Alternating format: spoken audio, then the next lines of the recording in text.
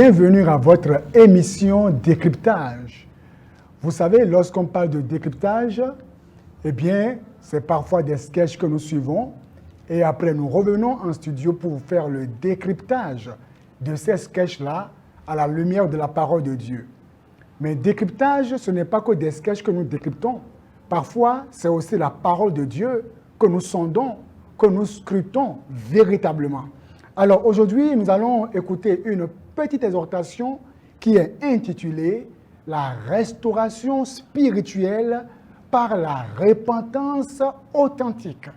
La restauration spirituelle par la repentance authentique. Prions le Seigneur.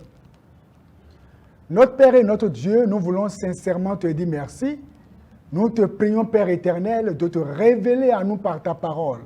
Permets, Seigneur, que ces paroles que nous allons entendre ne tombent pas dans des oreilles de sourds, mais que ces paroles, Seigneur, puissent produire leurs fruits dans nos vies au nom puissant de Jésus-Christ. Merci, Seigneur. Au nom de Jésus, nous avons prié. Amen. Lorsqu'on parle de la restauration spirituelle, la restauration, c'est le fait de recouvrer ce que l'on avait perdu. La restauration de sa gloire. Ça veut dire que la personne, à un moment donné, elle avait dégringolé, elle avait chuté de sa gloire. Mais quand on parle de la restauration de sa gloire, ça veut dire qu'un moment est arrivé où il a recouvré la gloire qu'il avait perdue. Lorsqu'on parle de recouvrer sa santé, ça veut dire qu'à un moment donné, cette personne a perdu sa bonne santé. Elle était tombée malade. Mais maintenant, lorsqu'on dit qu'elle est restaurée, ça veut dire qu'elle recouvre sa bonne santé. Ici, nous parlons de la restauration spirituelle. Ça veut dire que cette personne, à un moment donné, était dans une sorte de ferveur spirituelle, une sorte de zèle pour Dieu. Ça veut dire que la personne, en ce temps-là, elle avait un zèle pour Dieu, elle aimait les choses de Dieu, elle servait Dieu de tout son cœur. Cette personne avait certainement une intimité profonde avec Dieu. Elle éprouvait du plaisir à rester dans la présence de Dieu, pour parler avec Dieu, communiquer avec Dieu. Oh, de bons moments qu'il passait dans la prière, jeûnant, cherchant la face de Dieu. Cette personne, était dans la crainte de Dieu. Ça, c'était les bons moments pour la personne, ça. Elle vivait la crainte de Dieu au quotidien. Elle craignait le Seigneur. Et cette personne prenait la parole de Dieu comme repère, comme référence. Et elle consultait la parole de Dieu dans tout ce qu'elle avait à faire. Cette personne, c'est quelqu'un qui avait l'amour pour Dieu, pour les choses de Dieu. Cette personne pouvait aller évangéliser, aller prêcher l'évangile, aller d'hôpital en hôpital. Et ça faisait sa joie. Il était heureux dans ça. Mais soudainement, tout à coup, aussitôt brusquement, quelque chose se passa. Et la personne dégringole complètement. Elle chute de la crainte de Dieu pour dire que désormais, cette personne n'a plus la crainte de Dieu. Elle vit sa vie comme bon lui semble. Tu vis ta vie comme bon te semble. Toi qui auparavant aimais Dieu, cet amour a quitté ton cœur. Et maintenant, tu te livres au plaisir de ce monde. Tu pars en boîte de nuit, tu fais le show, les filles viennent chez toi, tu les couches comme tu veux, tu vas vers les amis, et les amis te draguent et te font la cour et te couchent comme ils veulent, et puis tu as complètement chuté. Tu n'as même plus la force pour prier. Tu as envie de prier, mais tu sens que tu n'as plus cette force pour prier. Tu as chuté. Tu as chuté. On peut te voir à l'église en train de chanter, en train de crier, mais tu sais très bien, tu es conscient que tu as déjà dégringolé, que tu es mort spirituellement, que désormais en toi, il n'y a plus la vie de Dieu.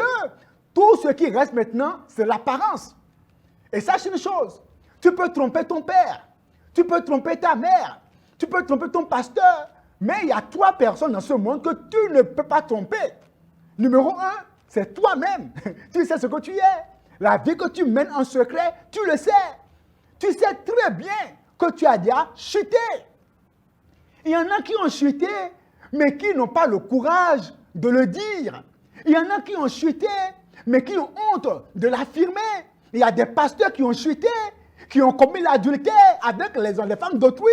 Il y a des choristes qu'on a dans les églises qui chantent très bien, très talentueux, mais qui ont déjà chuté, qui ont couché avec une autre choriste, mais ils n'ont pas le courage d'avouer cela. Et ils continuent à œuvrer dans l'impureté, dans les saletés. Alors, la chute, l'amour de Dieu n'est plus là, la crainte a disparu, le zèle pour Dieu n'est plus là. Tout ce qui reste maintenant, c'est l'apparence. Tu ne peux pas tromper Dieu aussi. Dieu, c'est lui le juge impartial. Ce que tu as fait, le jour où tu l'as fait, Dieu a vu cela. Donc, tu ne peux pas te tromper toi-même. Tu sais qui tu es. Deuxièmement, on ne trompe pas Dieu. C'est lui le juge impartial. Troisièmement, tu ne peux pas tromper Satan. C'est lui qui est l'accusateur. C'est lui qui t'a poussé dans la pornographie. C'est lui qui te pousse à te masturber. C'est lui qui te pousse à être entêté envers tes parents. C'est lui qui te pousse à être un spécialiste, à draguer les filles. C'est lui qui te pousse à aller en boîte de nuit. Par conséquent, il sait ce que tu es. Mais c'est dommage que toi qui étais un homme de Dieu puissant, qui faisait le plaisir de Dieu, la joie de Dieu, par ton intégrité, ta pureté, que tu es chuté. Ça me rappelle ce qui se passait ou ce qui se passa en ce temps dans le jardin d'Éden, dans Genèse chapitre 3, au verset 23. Alors l'Éternel Dieu le chassa du jardin d'Éden. Vous voyez? Des gens qui vivaient la présence de Dieu. Il n'y a rien qui soit supérieur à la présence de Dieu. Adam et Ève vivaient la présence de Dieu. Dieu venait communiquer avec eux. Dans ce monde, mes frères, je vous dis la vérité, il n'y a rien qui soit supérieur à la présence de Dieu. La présence de Dieu rassasie l'homme. Mais Adam et Ève ont perdu cela. Nous parlons bien sûr de la restauration spirituelle. Qu'est-ce qui cause la perte de la position spirituelle? Qu'est-ce qui fait que quelqu'un qui était chaud pour Dieu, maintenant perd cette faveur? C'est tout simplement, nous avons la négligence. La négligence. On se tolère des choses. Comme David, qui n'est pas allé au combat, mais qui est resté là à se promener jusqu'à aller commettre l'adultère. La négligence. Nous avons la promiscuité avec le sexe opposé. Il y a des gens qui se jouent aux puissances spirituelles et c'est eux qui sont, en tant que garçons, il est avec les filles à tout bout de champ. Non, moi, mes meilleurs amis, c'est les filles. Et la fille aussi dit, moi, je n'aime pas les filles. Mes meilleurs amis, c'est les garçons. Et elle est tout le temps collée aux garçons. La promiscuité avec le sexe opposé. Allez questionner Samson. Samson l'a appris à ses dépens. La Bible dit, comment les héros sont-ils tombés? Samson qui était l'espoir de tout un peuple. C'est à cause de Samson que les Philistins craignaient Israël. Et Samson était le capitaine d'Israël. Lorsque les gens entendent Samson, ils fuient. Et c'est ce Samson qui se met maintenant à s'amuser avec le sexe opposé. Samson l'a appris à ses dépens. Samson est tombé. Donc, si tu es quelqu'un, un chrétien, qui est zélé pour le Seigneur, qui fait la joie de Dieu, mais qui, à un moment donné, se met à se livrer à la familiarité avec le sexe opposé, tu tomberas. Et surtout les choristes dans les églises, les choristes, parce que souvent, ils sont ensemble en train de faire les répétitions. Après, on a dit, on va faire duo, on va faire solo, duo. Et de duo en duo, on se met à avoir des sentiments l'un pour l'autre. Et après, on tombe. Faites attention à la promiscuité avec le sexe opposé. Après cela, nous avons la communication anormale. Comment les gens ont-ils chuté? Ça commence aussi par la communication. Surtout aujourd'hui avec WhatsApp. Une sœur reste là-bas, va communiquer avec un frère jusqu'à 1h du matin. Vous communiquez en tant que qui? Vous n'êtes pas fiancé, vous n'êtes rien. Et vous communiquez jusqu'à 1h du matin. Et on parle de tout et de rien.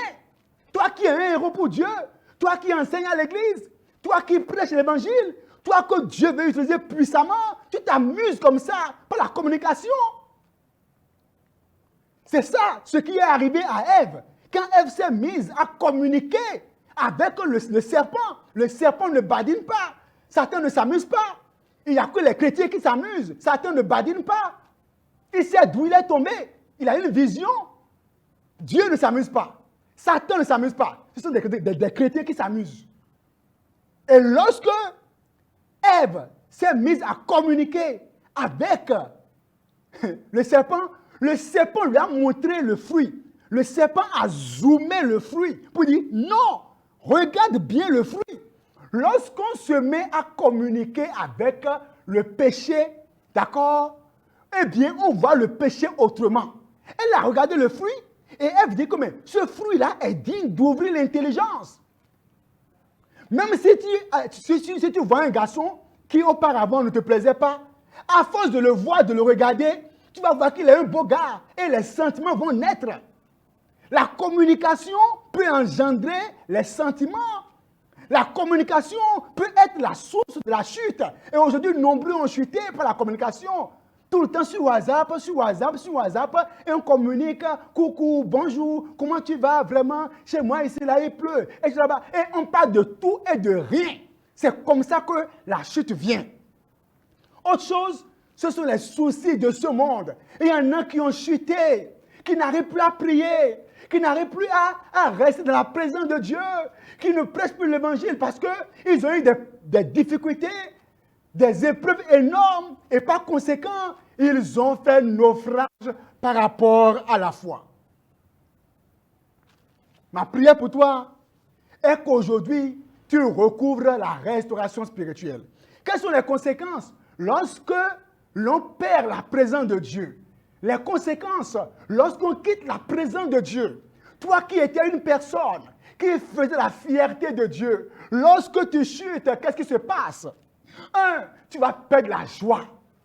Oh mes frères, ce qui est la force de l'Église, c'est la joie que donne l'Esprit. Une joie que le monde ne peut pas avoir, mes frères. Lorsque tu quittes la présence de Dieu, lorsque le péché parvient à t'éjecter de la foi chrétienne, eh bien, on perd la joie. On est dans la peur, exactement comme Adam, qui lorsqu'il a perdu la présence de Dieu, il a entendu la voix de Dieu dans le jardin, il a eu peur. Lui qui auparavant communiquait avec Dieu, maintenant il entend la voix de Dieu et il dit j'ai peur, je me suis caché, car je suis nu. Le péché entraîne la peur. Tu ne peux pas te masturber, être dans la pornographie, la fornication, l'adultère, le mensonge, le vol, l'orgueil, le moi, et penser que tu auras la joie de Dieu. Autre chose, c'est la perte de la présence de Dieu. Ça veut dire quoi? Dans ta maison, Satan va siéger dans ta maison. Lorsque tu perds la présence de Dieu, et à cause du péché, tu meurs spirituellement, tu perds la présence de Dieu. Et maintenant, les difficultés s'installent. Des difficultés qui n'étaient pas dans le plan de Dieu. Et c'est en ça que des gens disent vraiment, je vis des épreuves. Or, ce ne sont pas des épreuves que Dieu a prévues. Ce sont les conséquences de ta chute spirituelle. Autre chose, c'est l'oppression du diable. Je terminerai maintenant en vous montrant comment est-ce qu'on peut être restauré spirituellement. Pour que tu sois restauré, il te faut reconnaître ton état. Reconnaître ton état. Dans le livre de Apocalypse, chapitre 2, je lis le verset 14. J'ai pourtant quelques reproches à te faire. C'est la version Semeur. Tu as chez toi des gens attachés. Non, verset 5 plutôt, verset 5. Après le verset 5. Verset 4 plutôt. Apocalypse 2, verset 4. Ça dit, j'ai cependant un reproche à te faire. Tu as abandonné l'amour que tu avais au début. Maintenant, vois. Allons, rappelle-toi d'où tu es tombé. Change et reviens à ta conduite première. C'est ça. Il ne faut pas te mentir pour dire non, parce que je continue à prier, je continue à parler en langue. Tu peux être en train de prier, faire du bruit, mais avoir perdu la présence de Dieu. Et c'est là que c'est grave. Rentre en toi-même. Souviens-toi d'où tu es tombé. Deuxièmement, il faut que tu aies un cœur contrit, un cœur sincère, un cœur sérieux, mon frère. Il faut être sérieux envers toi-même. Tu sais que tu es tombé, pasteur. Tu sais que tu es tombé, ma soeur. Tu es tombé déjà. Dieu ne te condamne pas, mais il faut te relever. Dans Luc 15, verset 17, on a vu comment le fils prodigue a parlé. Il dit, je me lèverai et j'irai vers mon père. C'est une décision volontaire. Je reconnais que j'ai péché. Mais maintenant, je me lève, car Jésus a payé le prix pour moi. Jésus m'aime toujours. Les hommes peuvent te condamner, te juger, mais Dieu t'aime toujours. Jésus est mort, il t'aime toujours. Je me lèverai et j'irai vers mon Père. Je lui dirai, j'ai péché. C'est l'histoire d'un homme qui est allé, qui a volé. On l'a attrapé, on l'a mis en prison. Et puis quelqu'un est allé lui prêcher l'évangile. Et quand la sœur lui prêchait l'évangile, il s'est mis à pleurer. La sœur lui a dit, ah, tu pleures parce que tu reconnais tes fautes, n'est-ce pas? Il dit, vraiment, je pleure parce que quand je me rappelle de la scène, ça me fait pleurer. C'est qu'au fait, le jour quand je volais là, j'ai commis une petite erreur. Et mon pied est allé toucher le chat. Et le chat s'est mis à miauler. Et c'est là qu'on m'a attrapé. Quand je me rappelle de cette erreur que je pouvais éviter, et que c'est à cause du chat que maintenant je suis en prison, ça me fait mal. Vous voyez, lui, il n'est pas pénitent. Il regrette plutôt l'erreur qu'il a commise dans sa stratégie de vol. C'est ça. Il y en a qui viennent dire, oh Seigneur, pardonne-moi, pardonne-moi. Mais quand ils sont encore dans les mêmes conditions, ils pêchent encore. Non, c'est pas sérieux. Il y en a qui vont voir des prêtres, des pasteurs, ils font des confessions, mais quand ils viennent encore, ils sont vaincus par le péché. Tu dois venir au Seigneur vraiment. Parce qu'il y en a qui sont spécialistes de confession. Oui, j'ai péché, j'ai péché, j'ai péché, j'ai péché. Ce n'est pas que j'ai péché. Maintenant, je donne ma vie à Jésus et je me répands. Après ça, c'est se repentir sincèrement. 2 Chroniques 7, 14. Si le peuple, ceux qui a invoqué mon nom, s'humilie, prie et cherche ma face. S'il se détourne de ses péchés, c'est d'abord une affaire de volonté. Je ne veux plus continuer. Oh Seigneur, aie pitié de moi. Oh l'avortement, tout ça, Seigneur, pardonne-moi. Et maintenant, pratiquer ses premières œuvres. Apocalypse 2, verset 5. Il dit, pratique tes premières œuvres. Retourne encore dans ton zèle. 2 Timothée 2, 22 dit, fuis les passions de la jeunesse. Et maintenant, tu recherches. On fuit et on recherche. Recherche quoi? La justice, la foi, la charité, la paix. Avec ceux qui invoquent le Seigneur d'un cœur pur. Ça veut dire quoi? Tu dois maintenant chercher à rester avec des gens qui craignent Dieu. Pas des gens qui sont dans l'église, qui sont des caméléons, qui mènent une vie de je m'en fous. Non. Après ça, il te faut rompre avec les anciens ponts volontairement. Dans ta maison, tout ce qui est objet de péché, tu mets ça dehors. Dans ton portable, les vidéos téléchargées, les vidéos pornographiques, tu mets tout dehors. Les amitiés qui te poussent à pécher, tu rompes ça, c'est terminé. Parce que quoi? Le Fils de Dieu veut faire son entrée. Et pour terminer maintenant, c'est quoi? C'est le fait de se consacrer à Dieu. Romains 12, 1 dit quoi? Romains 12, verset 1. Je vous exhorte, frères, par les compassions de Dieu, à offrir vos corps comme un sacrifice vivant, saint, agréable à Dieu, ce qui sera de votre part quoi? Un culte raisonnable. Le Seigneur t'aime toujours, mon frère. Le Seigneur veut te restaurer. Il a un bon plan pour toi. Nous sommes à l'orée de 2023. Ce n'est pas l'année nouvelle qui apporte des choses nouvelles. C'est la décision nouvelle, un engagement nouveau, une bonne repentance et une intimité forte avec Dieu qui entraîne dans nos vies de nouvelles choses. Le Seigneur t'aime. Il veut te pardonner et te restaurer. Pourquoi ne pas maintenant prendre la décision? Ton âge évolue. Ton temps sur terre est chronométré. Ta vie est enregistrée. C'est le moment pour toi de prendre ta vie au sérieux. Le Seigneur t'aime, il ne te condamne pas. Baissons la tête et prions le Seigneur. Dis, Père éternel, prends-moi. Seigneur, change ma vie.